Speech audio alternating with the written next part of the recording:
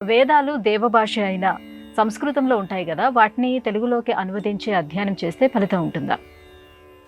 వేద మంత్రాలకు అనువాదాలు సరి అయిన ప్రయోజనాన్ని మనకు అందించలేవు. ఎందుకంటే వేదం అనేది లౌకిక విద్య కాదు.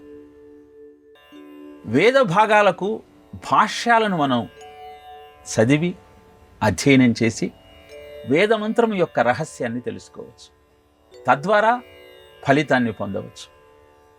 కేవలము భావమే ప్రధానంగా ఉండేది లౌకికమైన వాంగ్మయం.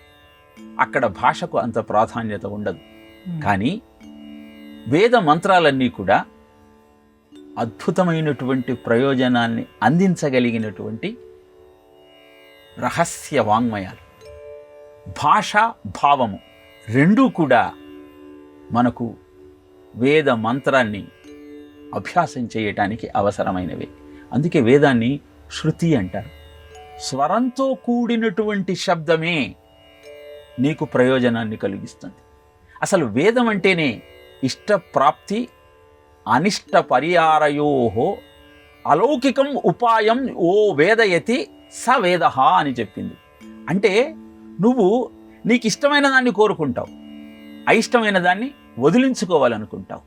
ఇలా ఇష్టమైన దాన్ని పొందుతూ అయిష్టమైన దాన్ని దూరం చేసుకోవటానికి అవసరమైన అలౌకికమైన ఆధ్యాత్మికమైనటువంటి ఉపాయమే చెప్పబడినటువంటి వాంగ్మయము వేదము అని చెప్పారు. దానికి స్వరము, మంత్రము, శబ్దము మూడు కూడా అత్యావశ్యకాలే.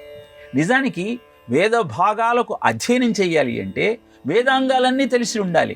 శిక్ష, వ్యాకరణము, నిరుక్తి, జ్యోతిష్యము, ఛందస్సు, కల్పము, ఈ 6 తెలుసుకున్నప్పుడు మాత్రమే వేద భాగాలకు భాష్యాన్ని అందించగలుగుతారు.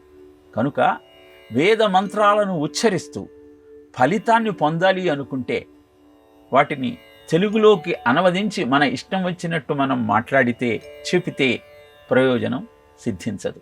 ఆ మాటకొస్తే ఏ మంత్రానికైనా సరే ఈ నియమం పాటించాల్సిందే. కాబట్టి వేద మంత్రాలను అనువదించి అధ్యయనం చేద్దాము అనుకోవటం అంత ఉచితమైనటువంటి ఆలోచన కాదు.